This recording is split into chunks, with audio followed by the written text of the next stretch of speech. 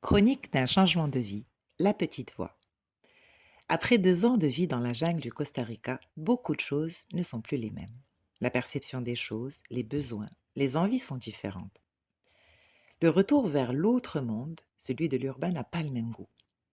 Quelques constats sur nos vies en 2023 en milieu urbain, particulièrement la vie de parents avec des enfants scolarisés. L'activité professionnelle impose souvent l'immobilité dans un lieu, une ville, la nécessité d'une stabilité. L'école impose sûrement un rythme, des contraintes, une pression. La sensation d'être dans une course permanente avec une liste de devoirs qui ne cesse de grandir. Invitations, sollicitations, activités en tout genre, les embouteillages.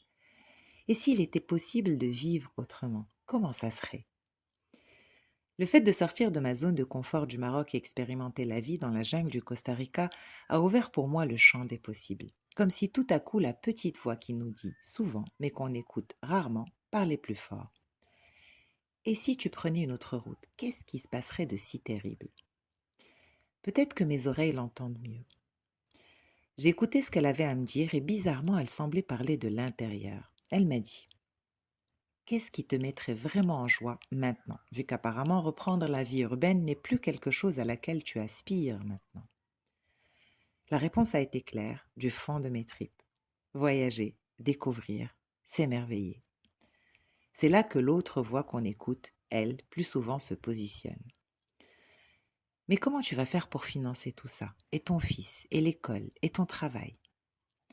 La partie travail, je l'ai solutionnée en m'orientant vers du travail à distance en partant au Costa Rica il y a 2 ans. J'accompagne les personnes dans leur chemin de vie d'où je suis. Il reste juste à trouver une bonne connexion Internet et gérer le décalage horaire.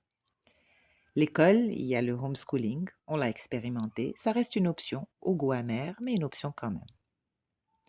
Financer le voyage est plus compliqué, l'argent ne s'invente pas, mais il peut se gérer autrement. J'ai réfléchi, et encore réfléchi. Et puis la solution est apparue.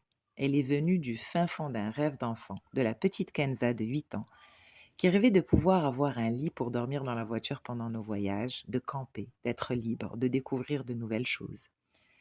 Elle a eu droit à des chambres d'hôtel, des parcs d'attractions, la même destination à peu près toutes les vacances, et une sensation de faim et de soif d'autre chose, de diversité. 40 ans plus tard, la petite voix me dit, et si tu donnais à la Kenza de 8 ans ce dont elle a toujours rêvé? Finalement, ça te solutionnerait la partie budget, non? J'ai réfléchi et j'ai répondu oui à la petite voix. Et en même temps, j'ai mis en sourdine l'autre voix qu'on appelle la raison. Est-elle vraiment raisonnable? La vie est courte, les opportunités se saisissent. Tellement de gens ces derniers temps disparaissent à la fleur de l'âge, fauchés par une crise cardiaque, une maladie, un accident, partis avec leurs rêves inachevés. Des rêves, j'en ai plein. Le temps est défini. C'est maintenant ou jamais. Bilal, mon fils, a 12 ans. Je peux encore faire des expériences avec lui. L'école, on s'en fout. L'école de la vie, c'est bien mieux. Dormir dans une voiture, ça s'organise. C'est parti pour le voyage. Nous sommes en train d'aménager un utilitaire comme notre future maison. On est excités comme des puces. Excités, effrayés aussi.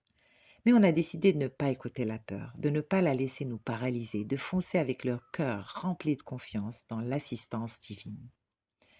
Cap sur l'Europe, découvrir son histoire, sa géographie, planifier un itinéraire, gérer un budget, rencontrer de nouvelles personnes, passer du temps ensemble, du vrai temps.